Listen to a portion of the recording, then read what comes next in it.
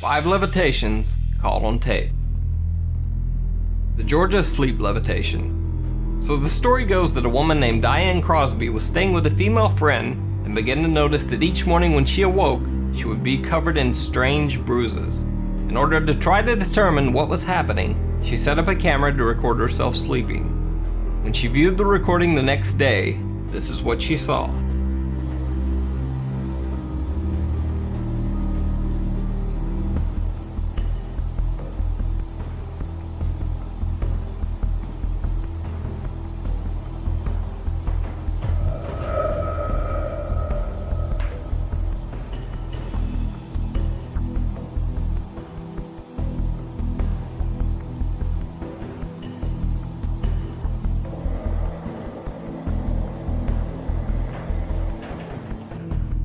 Shockingly, Diane discovered that the tape revealed that her body had mysteriously levitated above the bed at some point during the night.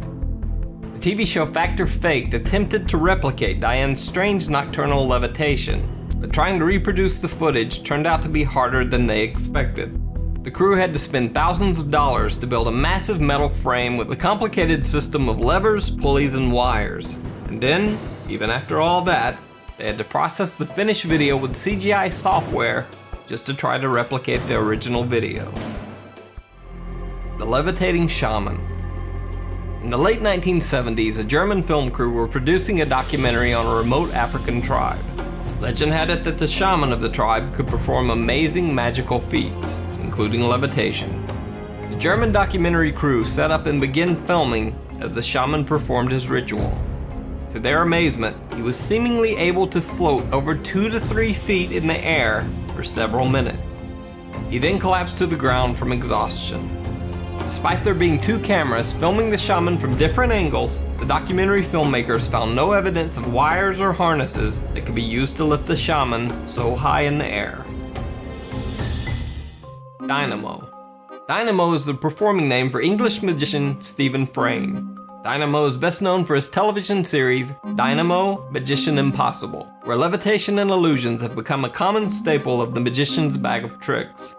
Dynamo has performed multiple unexplained illusions, including levitating in front of the world-famous statue of Jesus in Rio de Janeiro, and levitating against the side of a moving bus for a promotional series for Pepsi Max. In perhaps the most amazing levitation illusion ever performed, Dynamo levitated from the top of the building The Shard in London, which is the tallest building in the UK. At first, critics called the trick a colossal fail, after the magician tweeted out a picture of the illusion a few days before it was scheduled to air. In the picture, close observers could clearly spot wires holding the magician in place, or so they thought. Days later, when Dynamo's final TV show aired, the show included footage of Dynamo actually adding the fake wires into his own picture in Photoshop. In a dramatic twist on his own trick, he had actually managed to fool people into believing that he had done the trick with wires. A feat that likely would have been impossible considering that Dynamo actually seems to not only levitate to the top of the Shard building, but continues to rise high above the structure where wires couldn't reach.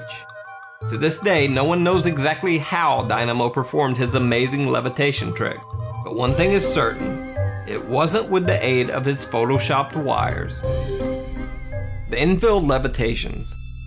The Enfield haunting is perhaps one of the most famous hauntings in history. The case has been the subject of several books and documentaries. The Enfield haunting gained national attention when it was investigated by famous paranormal researchers Ed and Lorraine Warren.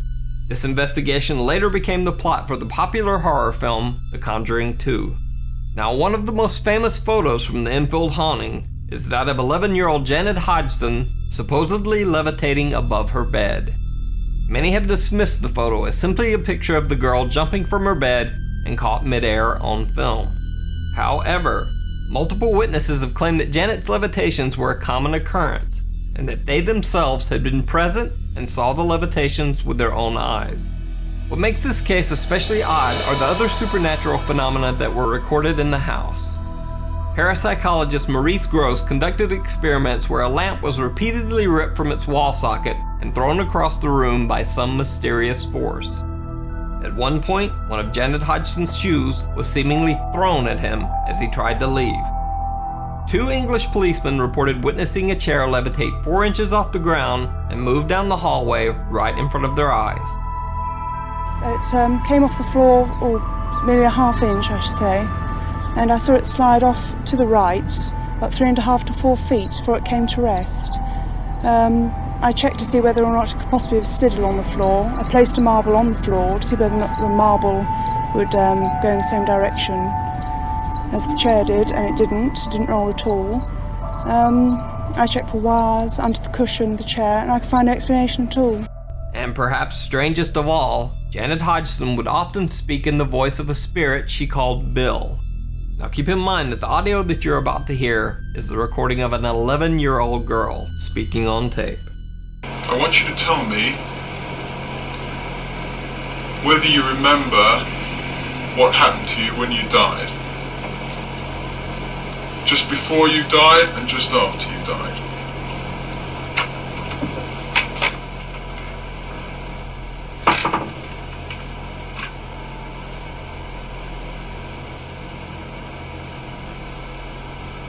Days before I died, I went blind. Then I had an hemorrhage and I fell asleep and I died in a chair in the corner downstairs. The Levitating Monk. In the Discovery show The Supernaturalist, Dan White, a magician, traveled to exotic locations around the world to try to discover if any, quote, real magic, end quote, existed. White had heard stories that there was a Buddhist monk deep in the Himalayan mountains who was rumored to be able to reach a meditative state in which he could actually make himself levitate. The monastery where the monk resided was located in a remote area, miles into the Himalayan mountains, only reachable by airplane, and then an additional 2-day hike deeper into the heart of mountain terrain. Eventually, Dan White found the reclusive monk and managed to convince him to try to levitate in front of their camera. The monk began to chant quietly to himself. Then suddenly, as the cameras rolled, he rose from the ground below and floated over a foot in the air for almost a minute, before slowly descending.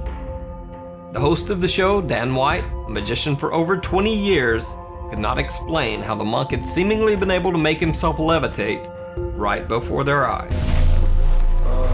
Wow. There's no wires. I don't see anything.